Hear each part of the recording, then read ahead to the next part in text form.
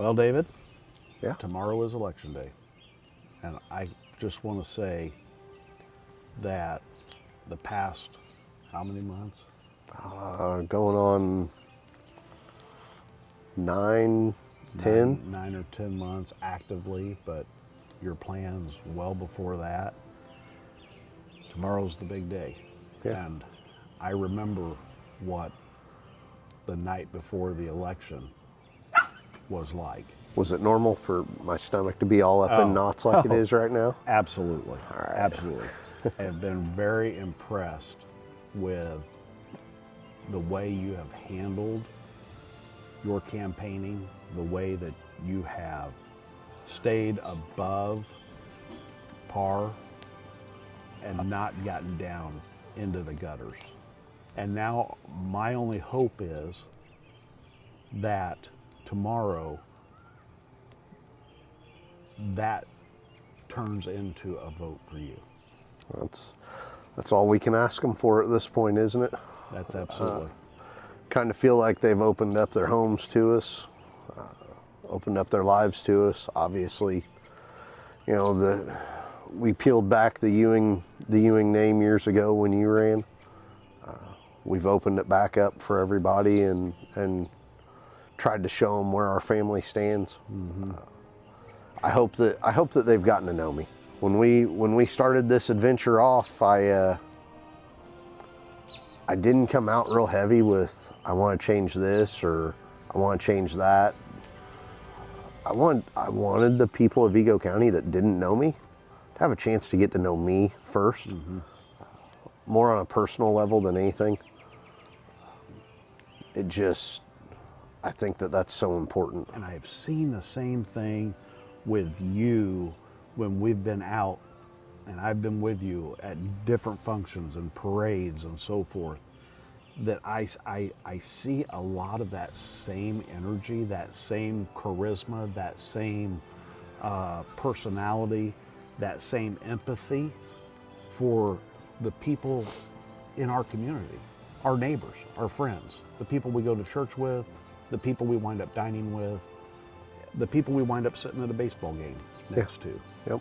And I think it's that part that anybody that's watched any of these segments leading up to tomorrow can truly look back and say they got a good glimpse of who you are. The level-headedness, the calm, that is so important to let people see your heart.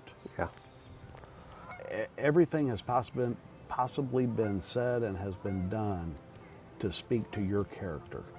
And in the end, I'm telling you, David, in the end, that is really all we have in this world is our character and our integrity. Yeah. I alluded to it in a post I made on social media, week and a half, 2 weeks ago, something like that. You may remember it, where the gentleman had one of my yard signs out there. Right, I saw that. And yeah. The stake broke. You know the pain, right? I mean, it is every day you are replacing broken stake. I was on the mower when I got that message from him. And I'll be honest, people read what my post was on Facebook, but I don't think that they understand the depth of what that meant to me. But it choked me up a little bit because he took the time to fix something so minimal that he could have just sent me a message and been like, hey your sign's broke.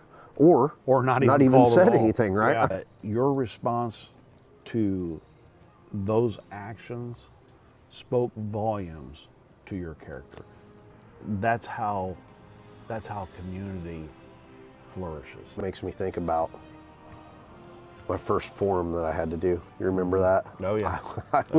I was so nervous. I was a nervous wreck for you. I was a nervous wreck. My stomach was in knots. It might have actually been worse than it is tonight.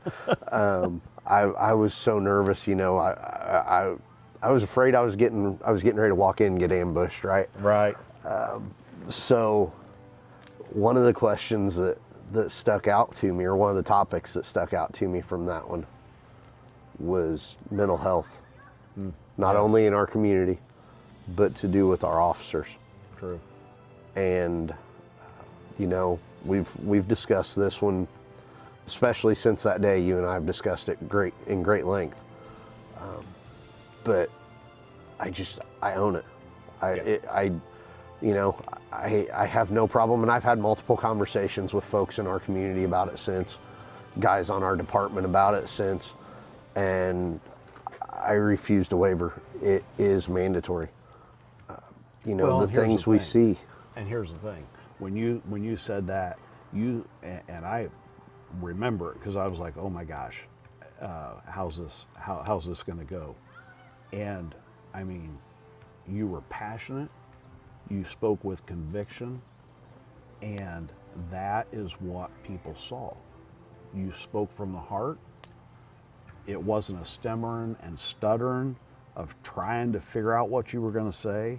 And I was like, holy cow, I'm not sure I could have done that, right? But it's because that's your belief, and I agree with you. And the thing is, that resonated. It resonated so much that I think we saw some of the other camps maybe trying to hedge in on that bet. I do believe you're correct there. Yeah.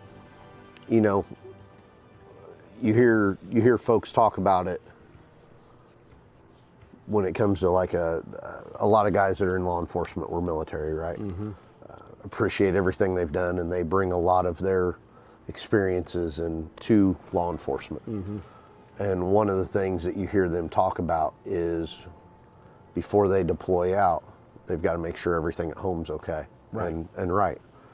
And that's something that is unique to law enforcement, because you go home after 8 or 12 hours or 16 hours, depending Right. on what's going on. I mean, and it could be longer if it's a priority case, right?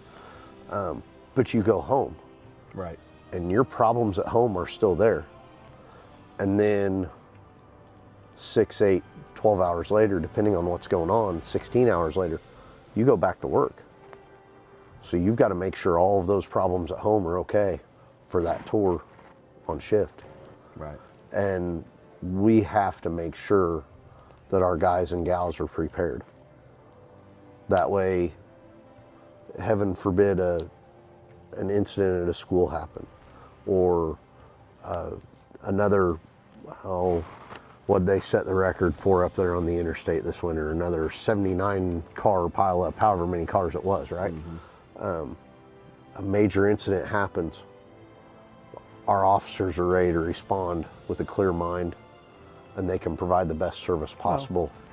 So, David, I mean, I've watched you, I've watched this campaign, I've watched how you have interacted with people, and my sincere hopes are that the voters of Butte County, our neighbors, have seen your heart, your integrity, your honesty, your passion. I do just want to point out one thing to you. This will be my 12th graduating class after this primary from South High School. And there's nothing more rewarding than, at least when I was doing the school stuff, is meeting the kids, but also sharing with them the importance of becoming active in voting once they become of age. Yep, becoming active contributing members of society, right? Absolutely. Letting them know, no matter who they vote for, get out and vote. This is your opportunity to have your voice heard. It's their civic duty. Yeah, exactly. And speaking of that, I'm sure you experienced it when you ran.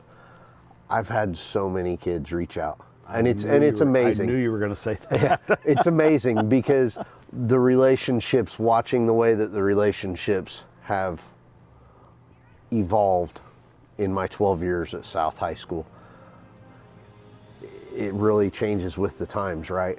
And Dana and I have been invited to high school graduation parties, birthday parties, weddings, children being born, Baby showers, kids' first birthdays, things like that. And invited, they truly bring you into their family.